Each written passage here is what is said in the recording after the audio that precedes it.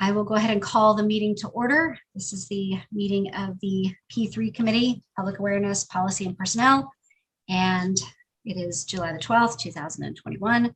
I don't see that there are any attendees, so I think that means that I can forego reading the public comment introduction part. So let's get started. Personnel is up first. Old business, recruitment for development services engineer. Rondi, would you like me to take the lead on that one, or would you? Yes, please, James. Okay, so we are actually starting our background check process with a development services senior engineer position. That's the it's a position we end up going as the committee may recall. When we advertised it, we were advertised it two different ways: the full replacement, which is the senior engineer position, and a little less scoped position, which was just the development services engineer position. I think it was called development services supervisor.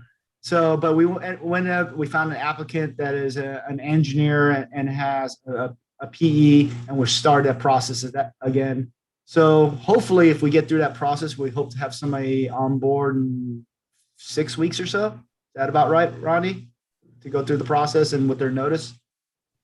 Yes, I haven't heard if this candidate will need more time or has already given notice to their employer, but that's typical. It'll be at least a month. Okay. So yeah, it takes about a month to get through our process, and then they still have to put in notice. Great. Okay. Well, thank you for that update. That's good news, and fingers crossed that it comes through and it works out. Yeah, I'm excited about the applicant. Definitely need the help. Our development services department is busy, and me being their supervisor is a little bit more challenging because my time is a little bit more divided. So you're wearing multiple hats, it sounds like. So I'm sure you'll be happy to get some help. Okay, good. Any other comments about that one? Thank you. Good job. Okay. Closed captioning of meetings. I know this has been on several of our agendas, but I just want to see if we can close the loop. Have we figured it out? Are we happy? I haven't gotten any negative feedback from constituents or anyone, but I wonder if anyone else has any other feedback, if they've heard, or if we can close the loop on this one and we're happy with what we have right now. yeah, I'll cap this one off also. If Rondi, please add if there is. So I did talk to Chris before he went on vacation, and he was preparing a staff report to go to the meeting on the 21st. And the recommendation of the staff report is basically to continue with our existing services, because the other services that offer a little bit more have either $15,000 to $25,000 minimum commitment. And the reviews and what we've are currently using seem to be adequate. The viewership is obviously fairly low, but the comments are in general positive with the viewership. So you can take that for what is it. If we had a wider viewership, I'm sure we'd get more varied comments. But as the viewership grows, we can reevaluate both the effectiveness of the current system that we're using. And then bring it back to either committee or board as appropriate. I think that sounds like a great way to go. I mean, it's hard for me to envision what $15,000 or $20,000 would buy us over and above, what we have right now. And the closed captioning isn't perfect. It seems to mess up on my name a lot and some other people's names, but that's all right. I think it's better than nothing. And I think the idea of bringing it back, if we have members of the public that want to attend and they're having some trouble, then they can make us aware of that and we can reevaluate it.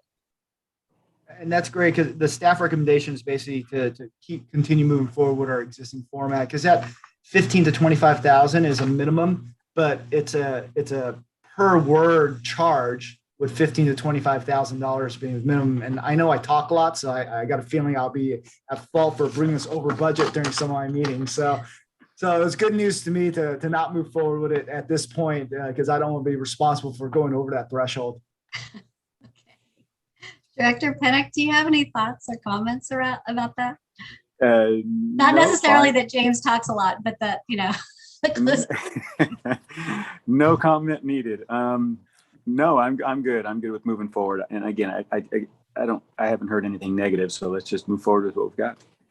Okay, great. I think it is a benefit to the public and it is the right thing to do. And we'll just continue on what we're doing. And if we need to reevaluate, we can revisit it at that time. But I'm happy that it's there. And I think it's good news. Okay, so we'll just look for the staff report when Chris gets back from vacation then in the meeting. Great. Okay. I didn't have any new business for personnel. But this would be the time to bring it up if there's something that we want to talk about. No? Okay. Is there any recruitment updates or anything, Rondi? Or No, we weren't planning on bringing all recruitment updates to the committee unless that's something the directors would like to see. The only reason we brought the development services is because we might have to go to the full board to do a position reclass. But the one thing I might mention is that we are in the process of setting up NeoGov. I don't know if either of you have heard of NeoGov, but it's basically an online platform for creating an application and being able to use it at multiple agencies. Makes it very easy for candidates to apply, helps us with outreach because then we're not spending a lot of money placing advertisements when all these other agencies are using NeoGov as well. It also will house our job descriptions so people won't have to kind of search our website to find them. They can go into NeoGov, they can find all our job descriptions, they can get notified when a position becomes available instead of having to go back and look at our website to see, what might be open at that point in time. I believe they call it interest cards. So the candidate would basically just get an email that says, hey, that position that you that you showed an interest in is open now, so you can apply. So I really think it's going to help our recruitment. In the past, I'll be honest, I was kind of a naysayer because I used NeoGov when I was at the county, and we had thousands of applications. So while in some ways it made life easier, it also created a lot more work. But the program itself has come a long way. So there are ways to set it up to suit the agency's needs better. For example, like if you're getting overwhelmed with applications, you can cut it off at a certain number. You can say, look, I don't need thousands. After the first 7 days or the first, 100 applications, please stop accepting more applications. So I think it's a good thing. It was in the budget. Bridget is the one that's going to be spearheading it and setting it up since she handles the recruitments and reviews all the applications. Has a lot of great features like automatic screening of applications. You can do scoring. It just depends on how we want to use it. But the short version, I'll try to get there, is that I really think it's going to help us with our outreach because it'll be easier for people to find out about our jobs and easier for them to apply as well. So and we can demo it in the future if you'd like. I think that sounds like a great idea. I'd love to see how it works. Are you saying, because I've never heard of this program before and it's showing up as yoga in the closed captioning. So can you spell what it is? It's NeoGov, NeoGov. Okay. All right. So a lot of government agencies have it. It's also in the private sector too, but okay. If you go to an agency's website and you go look at their job descriptions, it might say kind of buried down in the corner, powered by NeoGov, okay. But it looks like the agency's webpage. So to an applicant, it looks seamless. They think they're on our website when really we have this other application running that gives us the tools that we need to be able to manage the application. Okay. Because right now our system is clunky. Like I think we're using Adobe Acrobat and has a lot of glitches and People, have complained about it's not an easy process to use, but with the everyone moving away from paper to electronic, there's more pressure to make it as easy as possible. So I think NeoGov is a good choice for us at this point in time. Okay. Does it have some kind of measures in place to make sure that it's giving sort of, that it's not screening out, for example, people of color or women? So it really tries to have an objective evaluation, but there are safeguards in place to make sure. Absolutely. It has, what I liked about it when I was at the county is it has robust reporting. It also has, if you have to run an EEO report or something like that to see, how your diversity is doing, how your, I think it also does things that Bridget is doing manually right now, like blind screening.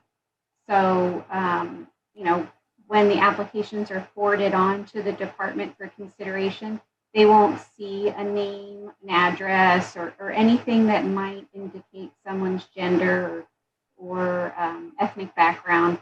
It's the attempt to make everyone appear equal, so that they're not inadvertently screened out ahead of time. The system won't screen anybody out unless we set it up. So like if we say our minimum requirements are a bachelor's degree and X number of years of experience, the system can automatically separate applicants and put them into different categories for us. But then we can also go back and look at them to make sure no one inadvertently got moved to the wrong group. So it definitely has a lot of features, a lot of reporting that we aren't able to do right now. So I'm looking forward to it. Good. And because I feel like we've made progress with our online application process by having a more gender inclusive designation, can we also set that up in that program too? Absolutely. You create the application form. Oh, okay. Great. The platform that holds all the information, like the cloud, but better.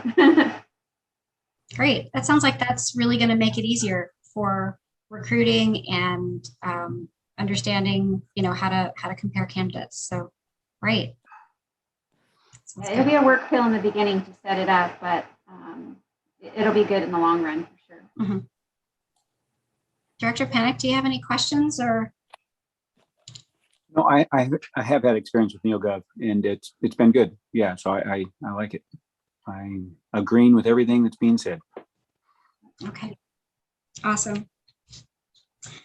Okay, moving on to public awareness. So new business, I just wanted to bring up the idea of how and have us start thinking about so that when, it comes up with the regular board, with the full board, I like to put my thoughts out there about how we can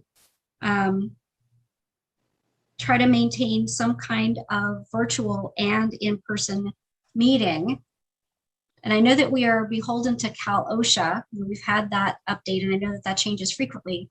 But once we do go back to in-person, I would like for us to try to figure out how we can continue to have hybrid meetings or virtual meetings at the same time. And I think it's possible. I'm just not sure what the logistics would look like. I think it affords more participation. It might encourage more participation. And it also enables us to use the closed captioning feature, which is an accessibility enhancement. So what are folks' thoughts on some kind of hybrid? And I'm not even sure that that's what we have to call it, but that's just what I was calling it. So are you asking as far as participation or just viewing of? Participation. So live meetings, in person. Once we're back in person, we agreed as a board that we would have those once the public can participate, but also maintaining some kind of way to participate virtually.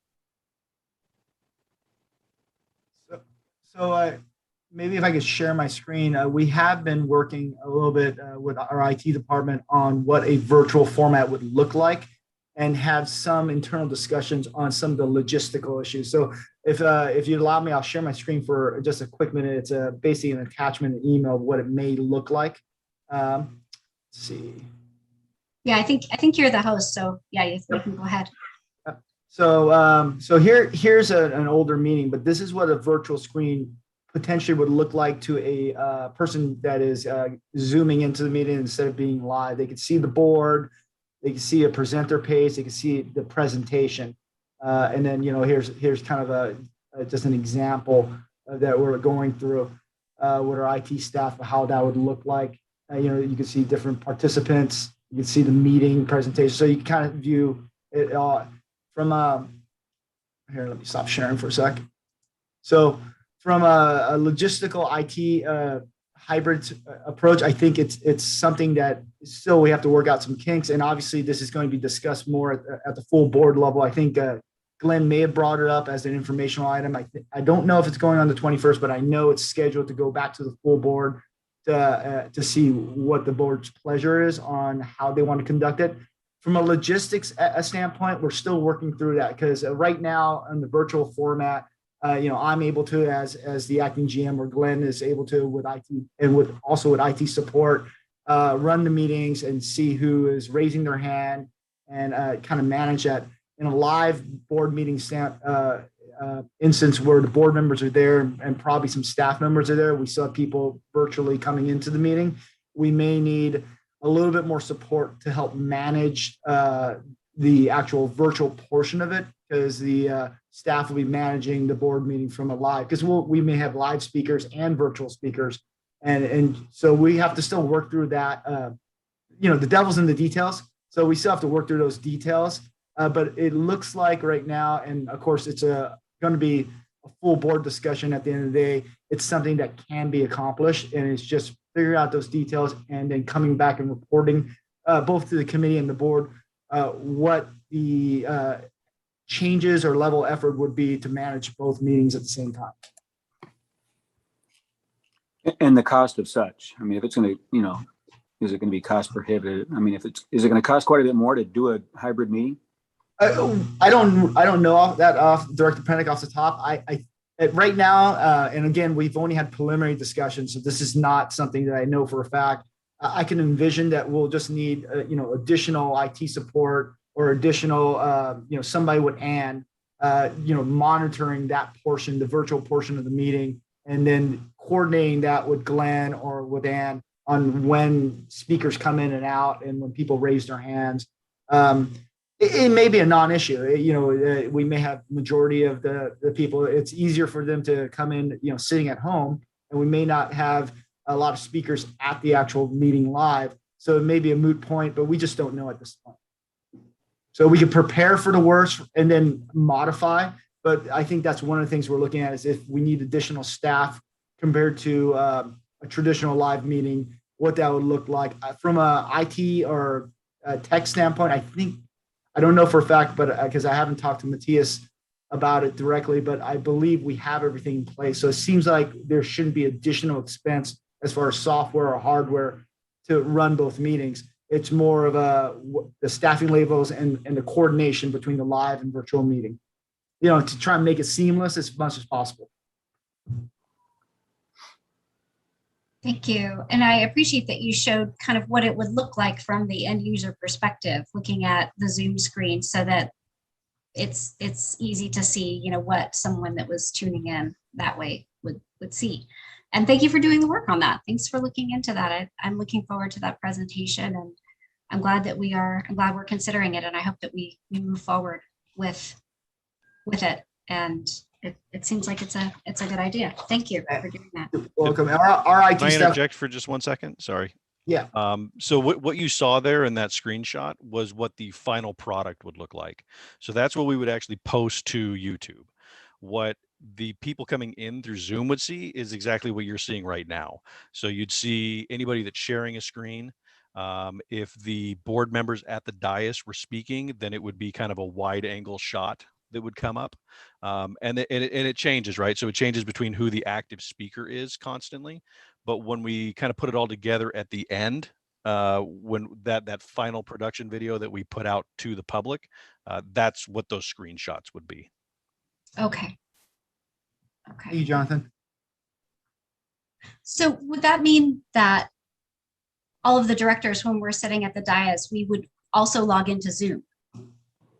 No, currently it's one static camera at the back of the Okay. boardroom, and so anybody that speaks within the boardroom would show up on that one static camera.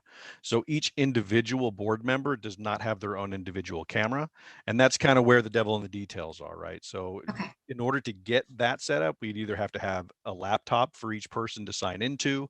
I don't know if we'd be able to get a webcam to be able to stream into the system that we currently have.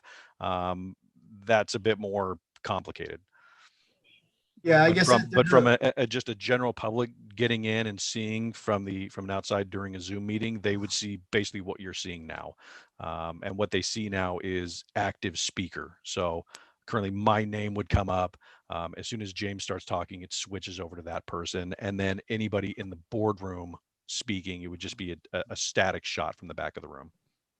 So it is, just to clarify, it is similar to what I showed in the share screen. So anytime a board member speaks, it'd just be the whole dais, because that's kind of the way our cameras are set up. And this is also similar to what some other agencies are doing, or at least experimenting. And at this point, that's kind of how our systems are set up in the boardroom, to use the existing video systems. Okay. Thank you for that. Thank you for that clarification. It sounds great. I mean, it sounds like you're really trying hard to work it out, and I appreciate that. Any other comments on that? Okay, moving right along. Old business, update task force formation for career path and education in schools and the community. This is an item that I've been working with Chris Robbins on, and we have had a couple of conversations, one conversation with Palomar College, and we are going to be continuing to be in touch with Palomar College and thinking about how Vallecitos can partner with Palomar in a more direct way and potentially bring in some folks for internships. And that's a big project. That's the end goal. And it'll involve a lot more discussion, a lot more people. But that's where we are right now with thinking about how we reach secondary, post-secondary folks. And it fits in with the vision that I have to, to get kids interested in water and carry that through their high school career, their secondary education career, and post-secondary as well, so that we can bring more jobs and more people to Vallecitos. So that's where we are with that. Any questions about that? It's a big project, and it's a lot. It's still in its infancy, but it's something that I feel really passionately about, and I'm looking forward to seeing if it can fall into place. Okay, policy, new business, proposed revisions to ordinance 216. I put this on the agenda to launch discussion about this. I have some ideas, but the main thing that I really wanted to talk about here and collaborate, and this is not the first conversation we'll have about this, but have a discussion about how can we make it a little bit more equitable for the distribution of committees and responsibilities on the board. And of course, I'm coming to that position as being someone that was not assigned an external committee, and that has consequences. It has consequences for me as far as a learning opportunity. It's missed learning opportunities. There are also economic consequences, and we see that every quarter when we get the publication out there of who's going to what meetings and how many meetings folks are attending. So I brought it to, so I wanted to bring it to the committee and get your thoughts right now. And I'm going to read, I've got this piece of paper from the website, the board member appointments. So the board officers are President Sanella, Vice President Craig Elitharp, Secretary Glenn Pruitt, Assistant Secretary Rondi Emanuel. Treasurer is vacant, and I'm not sure why it's vacant. Seems like we should have a treasurer. And assistant treasurer is Glenn Pruitt. We have 4 standing committees, also as outlined in Ordinance 216. Engineering and Equipment, Craig Elletharp is the chair, Jim Hernandez is the second. Legal Legislative Affairs, Jim Hernandez is the chair, Jim Pennick is the second. Finance Investment, Mike Sennell is the chair, I'm the second, and this P3 committee, I'm the chair, and Director Pennick is the second. I know that there's a lot of things going on legally right now, legislative affairs. I'm not sure if they're meeting, but I would also like to talk about, potentially having a requirement for meeting a certain number of times to provide updates to the full board about important things that each of these committees cover. We have Aqua appointed representatives. Craig Elletharp is appointed to the Energy Committee and the Water Quality Committee. Jim Hernandez is appointed to the Groundwater Committee. Region 10 board is vacant. That's an elected position. The membership committee is vacant. I'm not sure why that is vacant. I'm not sure why we didn't vote on that as a board at the start. But we do have one person appointed to 2 of those committees, and it seems like it could have been different. It could have been that each of us was appointed to one of those committees. Board appointed representatives, Aqua Joint Powers Insurance Authority. That's you, Director Pennick, with an alternate, Craig Elletharp. CASA, the delegate is Craig Elletharp with an alternate of Jim Hernandez.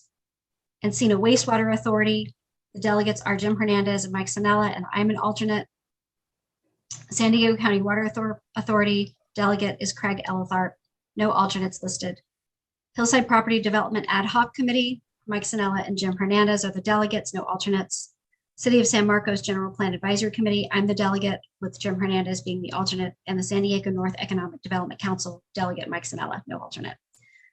So I would like to start a discussion about ways that we can be a little bit more equitable in the assignment of these committees. And I'd like to understand some context around what's been done in the past, maybe what other districts do, and talk about it. So Director Pennick, do you have any thoughts on some ways that we could be a little bit more equitable in our assignments of committees? I mean, you're in it too, right? I mean, I appreciate that being the president of the board comes with privileges. I understand that, but other governmental bodies, the pay is equal. It's not here because it's based on the number of meetings you go to and the committees you sit on. And it's there's an economic disparity, and I would like to try to address that. So go ahead. What are your thoughts, Director Penn? Well, and so I'm trying to understand why the economic disparity. Where is that coming from? Just on the per diem, you're saying, because the opportunity to attend meetings? Sure. Yes. Oh, okay. I do have some thoughts on that. Okay. I'd love to hear them. Well, and how is it now? First one is, I think it's fine how we're doing it now. As new board members coming in, I don't think it should be equitable. I think it's the first 2 years is a good time to be an alternate, to listen, to learn. Because if we just come in and start making changes, we don't know where they've been. And there's a reason things have already been set up. And yes, there's some changes in my mind that I'd like to make, but it's like, well, let's just wait and learn and listen for the first year or two.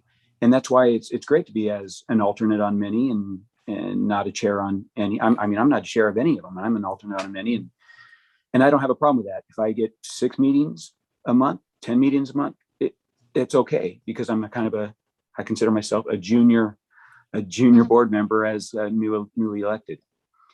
So my only 2 thoughts I have is, how is it now? I think it's just, we have the GM and they propose certain assignments, and then we as a board discuss those and vote on and make changes if need be. I think that's how it is now, and I think that's fine. And then after a year or 2 of learning and listening, maybe we can propose some changes or tweak some things. I'm not expecting to get 10 meetings a month. I'm fine with 5 or 6 right now. I don't want 10 meetings a month, to be honest, because I'm busy as it is running my own insurance agency. Mm-hmm. So that's my position. Is I'm okay with it now. I'm okay with listening. I'm okay with learning. I'm okay with giving, my 2 cents here and there and seeing how things change. And I don't think it should be equitable. I'm okay with Jim and Mike and Greg with the experience that they have being on a few more committees. And then us kind of, in 3 years from now, it's probably going to be flip-flopped. You're going to have a new board member. And do you think it would be fair if you've got, a new board member Jones coming in and being chair and going to 10 meetings just like you are? I don't think so. It's time for them to learn. So that's where I'm at. I don't know if I made that clear, but that's my feelings on it. So it sounds to me like you value the opportunity to learn, and you Mhm. value the opportunity to you feel like that's a good opportunity for you to better understand the way that things have been done. Mhm. Is that Yeah, that as well as you can't just come in day one and start making changes, Mhm. shake things up, because that does cause issues. I think there's a reason things are in place as they are. Yes, there can be some changes, but I value the opportunity to learn. Mhm. And you can learn by jumping in with both feet and just going gangbusters. And I appreciate your passion, and I don't want to extinguish that flame because that's great. Yet sometimes that can get, can cause some issues. Mhm. So I do value that opinion, and I don't think it needs to be fair across the board. It doesn't need to be fair because Jim's been on the board, 8 years, 9 years? I don't even know how long. And Mike, they've kind of watched and learned. And I think that's earned them a spot to be on a few more positions or boards or meetings than new board members coming in. Mhm. Okay. I wonder how it's done in other districts. Do we have any context on that? Does anybody know? I haven't looked into it. I haven't done the research. Well, I can just tell you in general, most other districts have a similar process where it's Mhm. president and or vice president who during their term propose who will participate on the committees. Certain agencies have, I guess what you call an equality rule, where there's each board member is supposed to serve on an equal or nearly equal number of committees. And they also, some of them have term limitations, if you will, where you don't serve for more than 3 consecutive years, 2 consecutive years on the same committee to provide everyone with an opportunity to participate. Excuse me for that. My phone, I can't shut it off for something. So, you do have an issue that came up last year with your policy regarding who participates on the Water Authority board. And it was previously written so that every board member during their term gets an opportunity to participate on the Water Authority and or I think it's Encina. Mhm.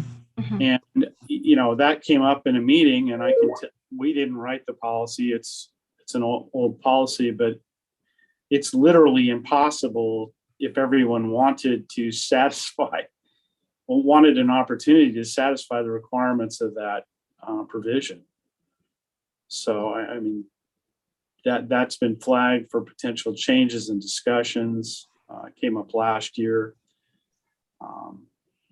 But other districts have varying policies. I would say most of the time the newbies are jumping onto committees immediately. May not be the equal number or whatever. They typically keep a legacy person on so that there's someone who's with experience with a new person that wants to learn that area. But that's very general, but that's in our experience what you see across these various districts.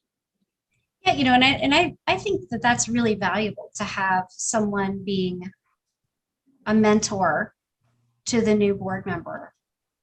Because I think, with each of these committees, there is a learning opportunity. It's a learning opportunity to go to the meetings and meet people and understand the way that the way that the committees, the external committees operate. And by doing that, you have a better understanding of regional water issues, which I think is important. So, but to not be assigned any external agencies is a missed learning opportunity. And I'm speaking because I don't have any. I mean, there's one that was left vacant and I wasn't appointed to it. So, I think that I think that I would like to see some of those equality kind of inserts, and I hear what you said, Mr. Gilpin, about their rotations and guaranteeing their rotation through Encina and San Diego Water Authority. And I thought that it said so it says each elected director who desires shall have an opportunity to hold a position on Encina Wastewater Authority and San Diego County Water Authority boards at least once during their 4-year term. So that's what you meant. That's because there are 5 of us. So I'm no politician, but it doesn't work out on a 4-year Yeah. term. All 5 Yeah, of you. I see that. Yeah, I can see that. It wouldn't work out to serve on both of those, but it would work out to serve on one of them, One or right? the other, potentially.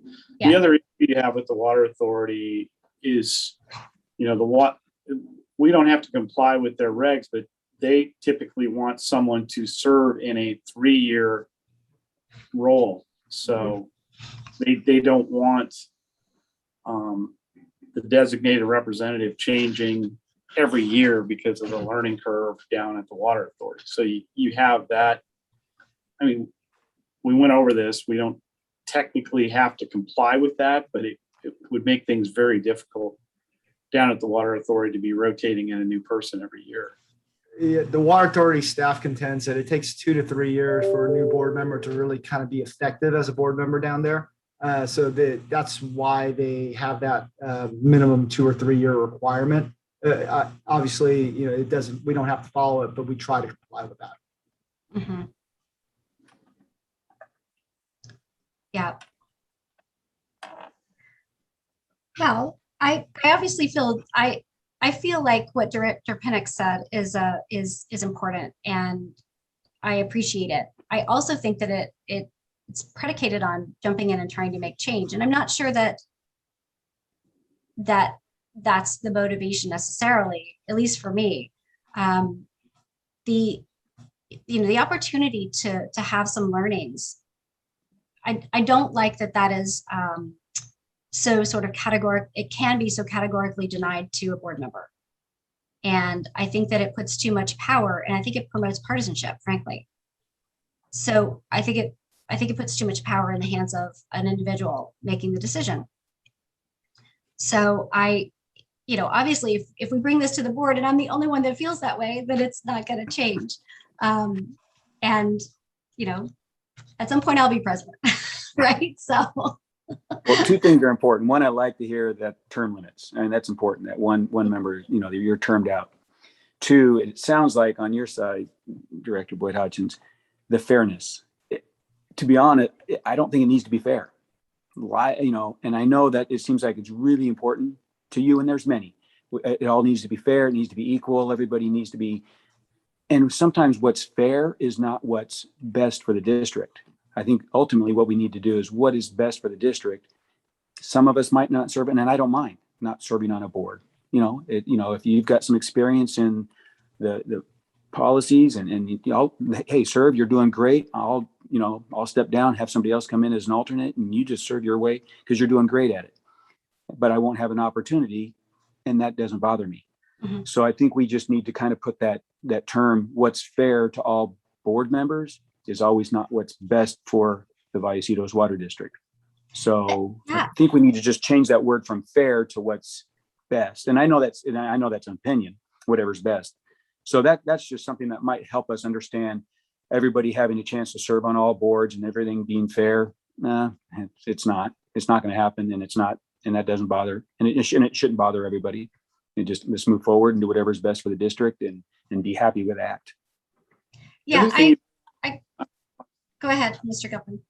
The other thing you may want to consider, I mean, it's been a practice where the president is bringing the committee back to the board for purview or approval, although the policy doesn't require that. But most agencies have it where the vice president and president are making the recommendations, which are then being ratified by the board.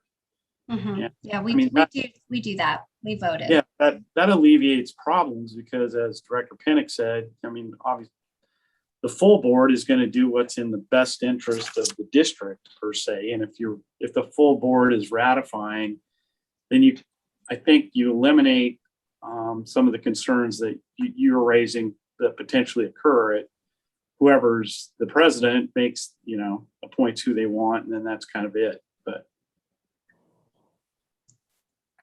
and it would also provide an opportunity where, if you've got if there's been no appointment to a committee for you to flag that, to say, we've left this committee open, I would like to serve on it, or Mhm. vice otherwise. Yeah, I agree with that. And that's a good point. And, I think that, we did vote on some of these. We didn't vote on others. It's not clear to me why we voted on some, why we didn't vote on others, which is, a sort of a problem of inconsistency. But, I hear what you're saying, Director Pinnock, and I think that the way things are suits your level of involvement and you're wanting to be involved. Of course, someone with 10 years experience is always going to know that job better than someone who's new. However, that precludes the ideas of bringing in new ideas. So when we say things like, whatever's best for the district, well, we don't always know what that is. And I do want to sit on these committees. I do want to serve in this capacity. So it doesn't suit me as well as it seems to suit you, and that's okay. We've got different desires and different goals, and that's okay. But I think that to not have that discussion and to make the assumption maybe that somebody would not want to serve on a committee is, I think that maybe a conversation about that could be helpful. And, rather than just continuing to appoint the same people to the same committees, because yes, of course they have history. And yes, of course they have context, but sometimes it's good to have fresh ideas too. So I think I'd like to continue having the discussion, and maybe it's a discussion for the full board. I know that this came up in Jim Pruitt's or Glenn Pruitt's evaluation last time. Betty Evans requested that there was more equitable assignment of committees. And I'm not sure why it came up in his evaluation because he doesn't typically make the assignments, but it's obviously been an issue before. I'm not raising it for the first time. And it seems like it's worked because, as you can tell, the last board meeting, we did kind of vote you in, and Jim was, in that GPAC. Yeah, and I'm so happy about that. So as you can tell, it's working. We both Craig and I realized that, hey, we do need some new eyes. We need somebody to learn, and Jim's been in there for a while. Let's have him be the alternate. So that's what I'm saying. I don't know if we need to totally revamp or reevaluate. It seems like how it is set up currently is working, as evidenced by what happened at the last board meeting. We thought, and then there you are. So that's why I'm saying I don't know if we need to spend so much time and effort in revamping or reevaluating or just maybe fine tuning, because how it's working, how it's working is what I'm saying. Sure. I didn't bring a red lined copy to the meeting. I didn't because I wanted to have the discussion.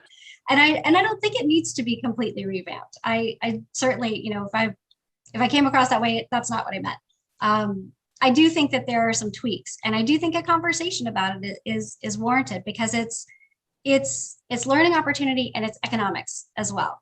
And it's frustrating.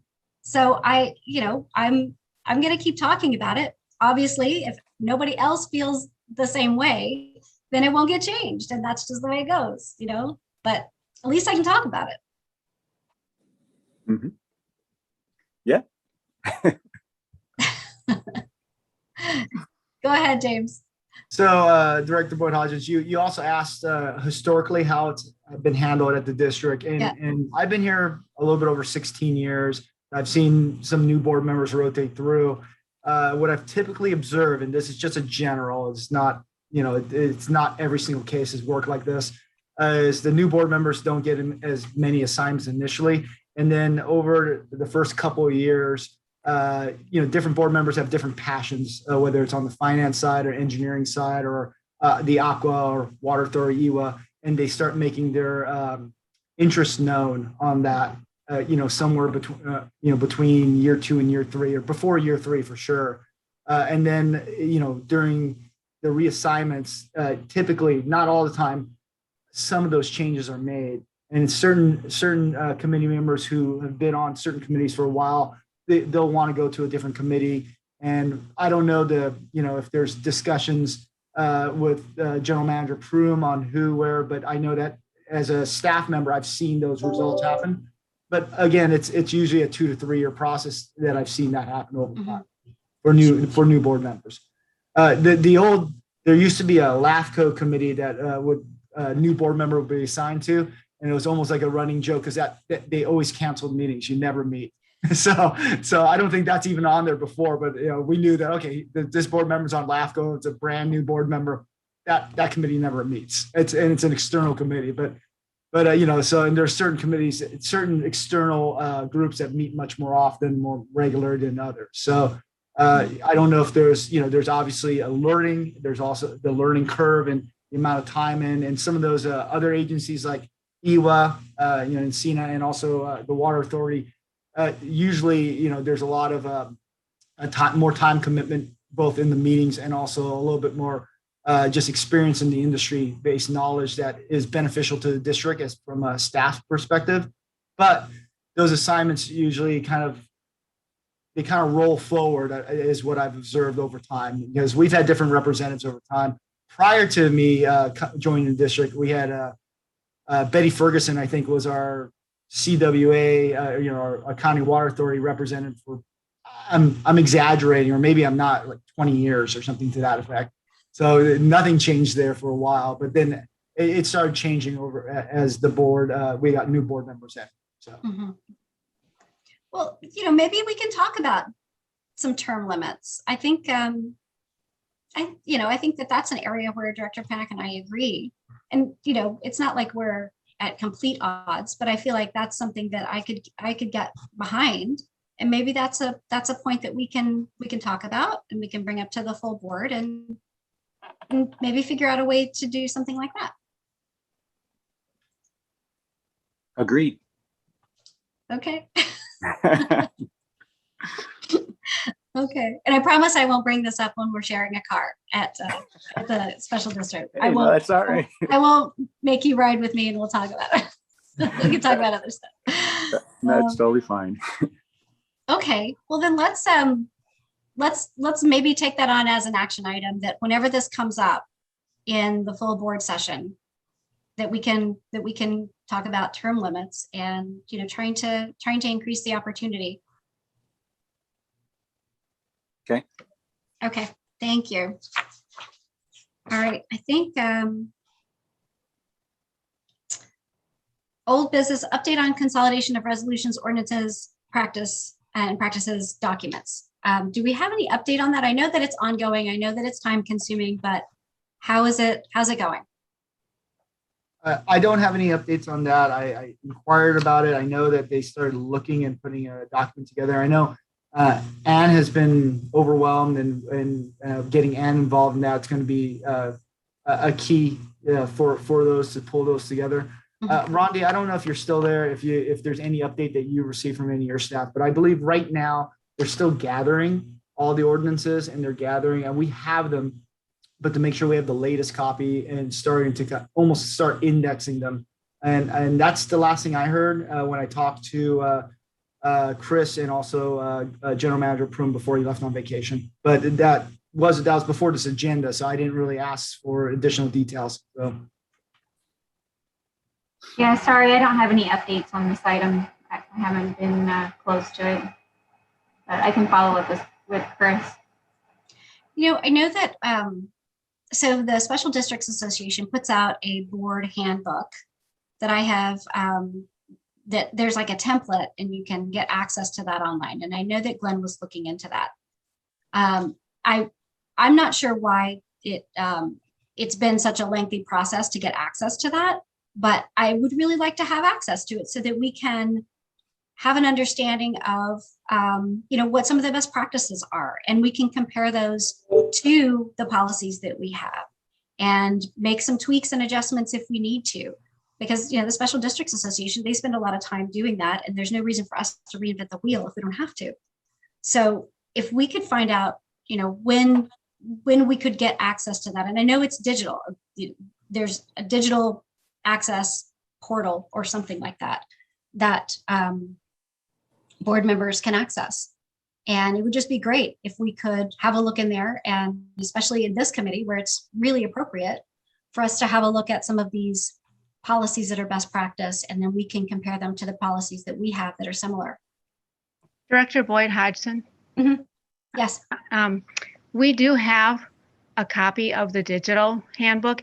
The problem is, I don't know if it's a problem, but Glenn was going to be looking into the copyright laws regarding it because we only have one copy.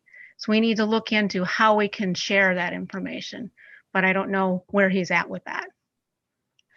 So it only enables like one IP address or one person to be able to look at it? Correct. I think, yeah, we just bought one copy of it. One physical copy. Well, digital copy, yes.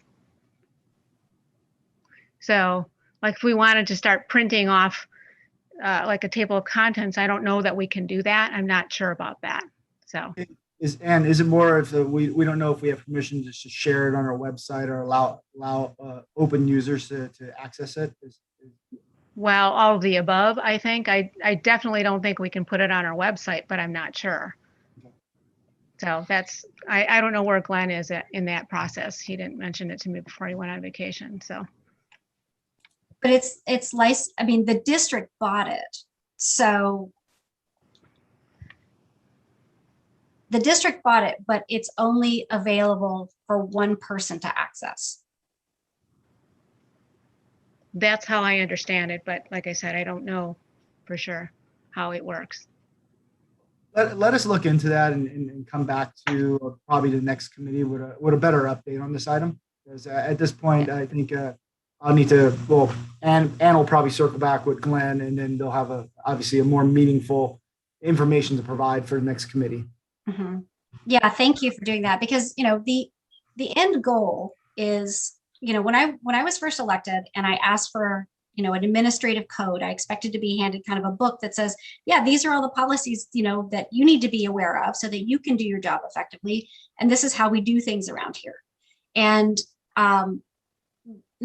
pulling together all of these policies and ordinances, and there are a lot that are not applicable. They're applicable to other things, not board members, but this had, the process had to be done, I suppose, to figure out which ones are and which ones aren't.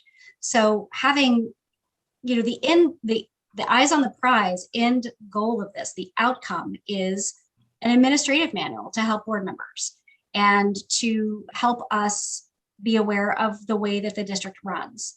And, I've served on a school board before and they had something like that. I know that other water districts also have something like this.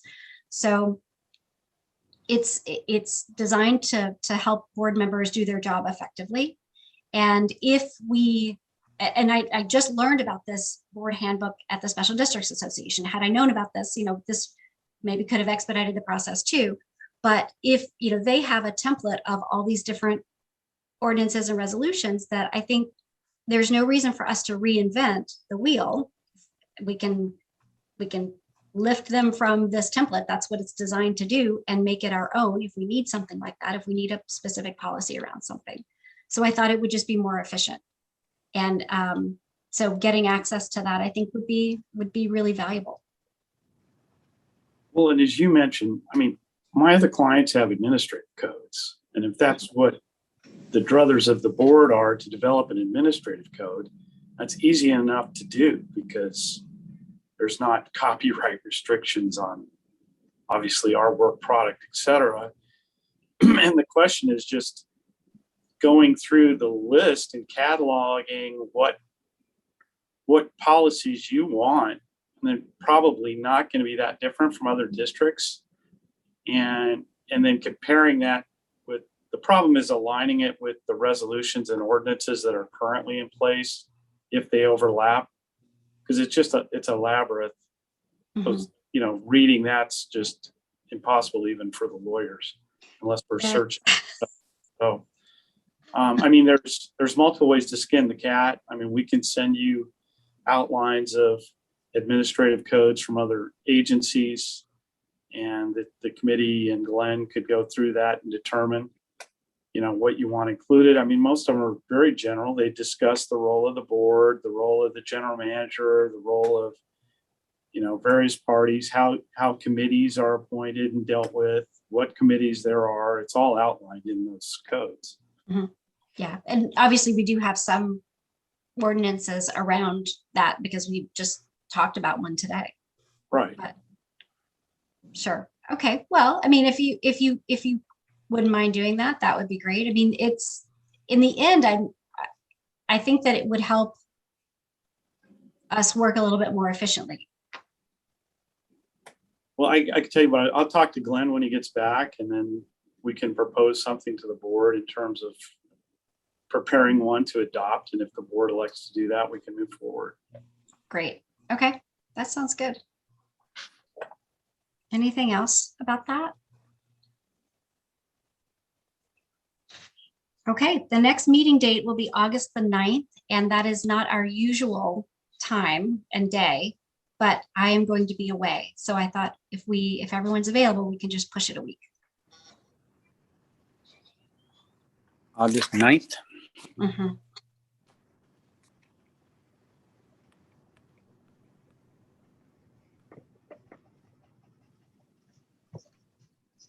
Would that be around the same time also? Sure, yes. That's great because the engineering committee meets on the Monday between board meetings, but that's not till 3 p.m. So